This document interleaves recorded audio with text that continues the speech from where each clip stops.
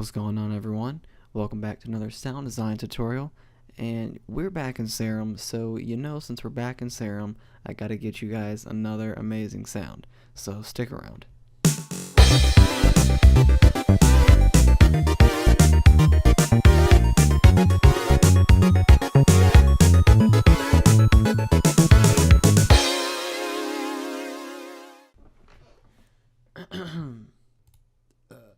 Anyway, on with the video.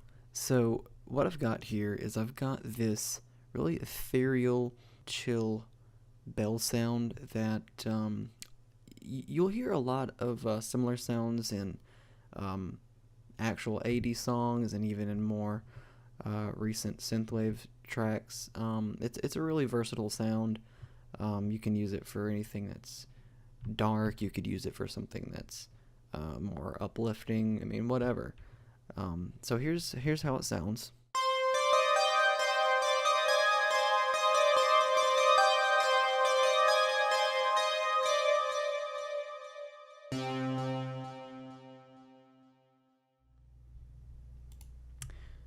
So as usual, the first thing that we're going to do is take and initialize the patch so that we get this plain old bright annoying saw sound. Okay, and on oscillator A, I'm going to take and choose pulse width modulation Juno. I'm going to take the wavetable position and move it up to around 40%.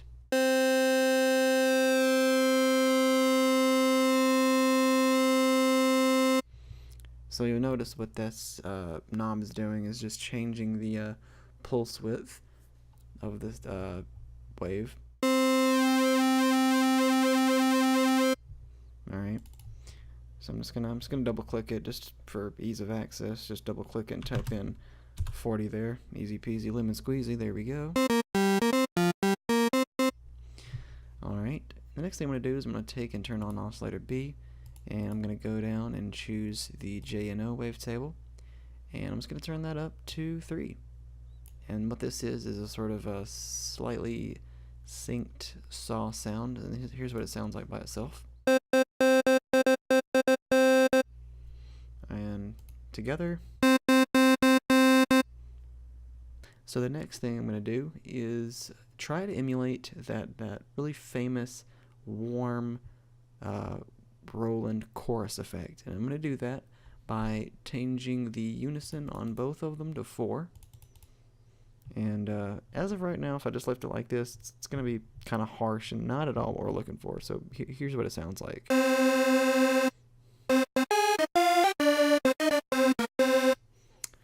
And yeah, that's not at all what we want. So I'm going to turn the detune down to 0.05. And instead of sitting here and dragging it and trying to get it all, exact, I'm just gonna take the easy way out and type in 0.05, double click 0.05, easy. There we go. So now we've got this.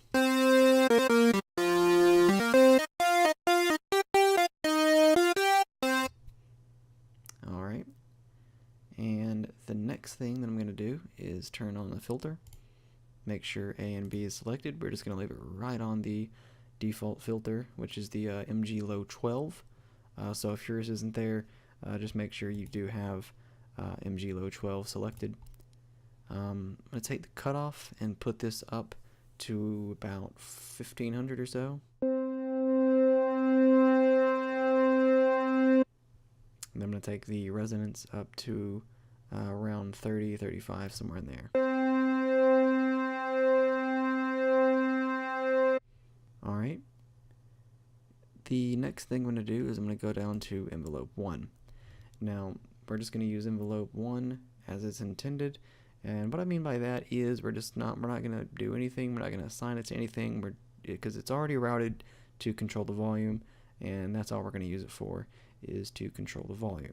So what I'm going to do is take the decay up to around 1.5 seconds, sustain down to negative 11.5 seconds, or decibels rather, and I'm going to take the release to about 1.5 seconds. Alright, now we've got this.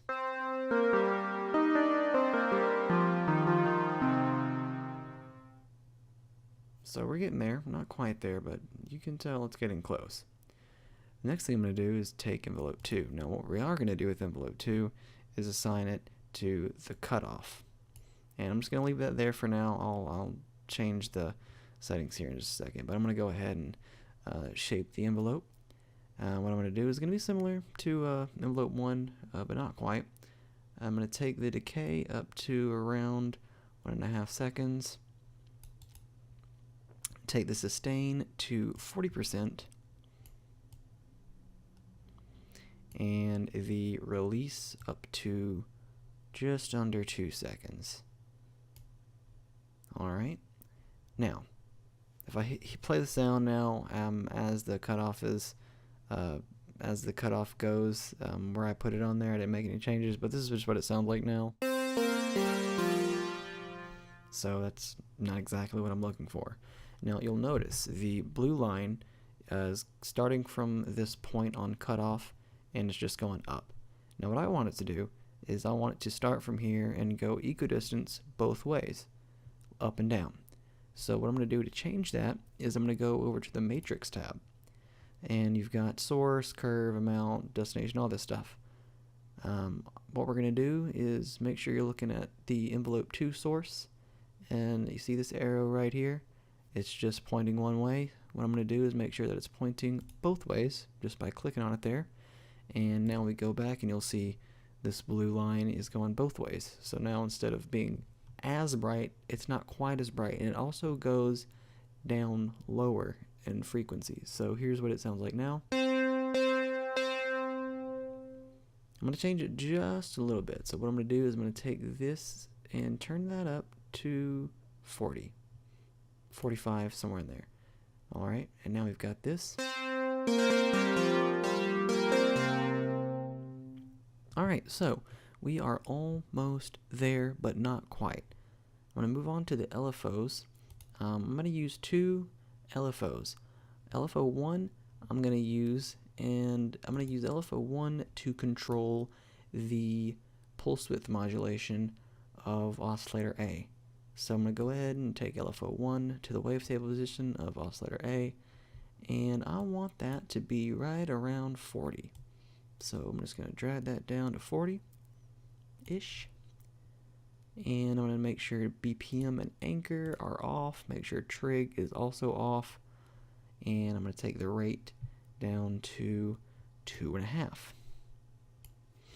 Alright, here's what it sounds like. So you can hear we've got a little bit of movement going on there. It's not super obvious, but it's definitely there. It definitely makes a difference in the sound. The next thing I'm going to do is I'm going to go to LFO 2, and we're going to use LFO 2 as a vibrato effect.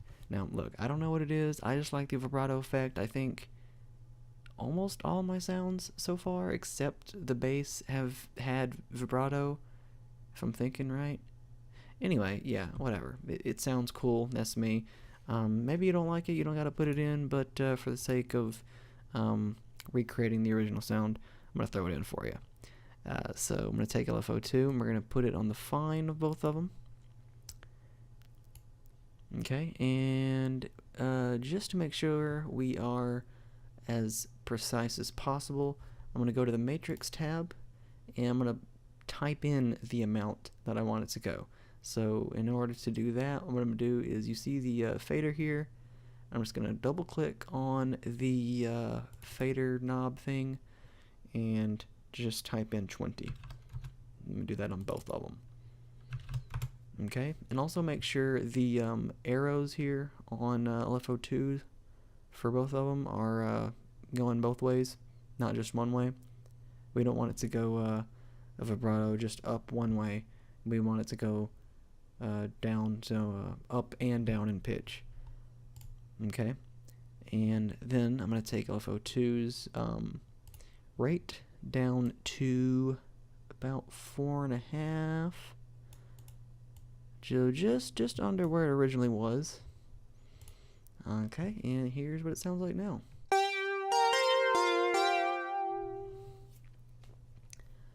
Okay, we are almost done. The only thing we've got now is to throw in some effects just to spice it up a little bit. And what I'm going to do is turn on the chorus. I'm just going to double click here on the rate and take that to 0.05. Now it sounds like this. Okay, we're going to leave everything else here alone. I'm going to turn on the delay next, and what I'm going to do for this is take, and we're going to keep the left and right channels, we're going to keep those on 1/4. We're going to keep the feedback alone just where it was.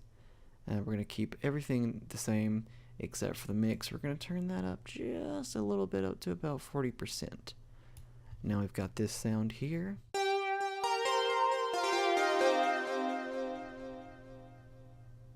Alright, and last but certainly not least, we're going to turn on the reverb, and I'm going to make sure we've got a plate sound there. And every once in a while, for whatever reason, it wants to glitch out on me and not change the knob types here, but that's okay. I pretty much know what they are. So what I'll do is I'll just tell you each of these knobs. I'll just tell you where to turn them. I can't think of like their exact names off the top of my head, but still you can follow. First thing I'm going to do though is turn the mix also on this one up to about 40%. I'm going to take the spin depth, which I believe should actually read width, up to about between 80 and 85%.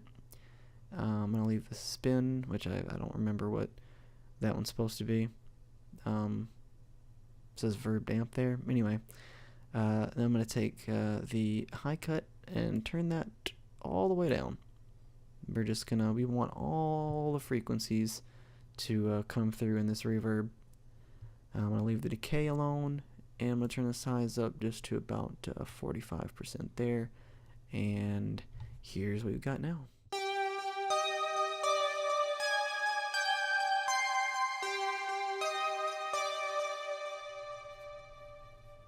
And there you have it.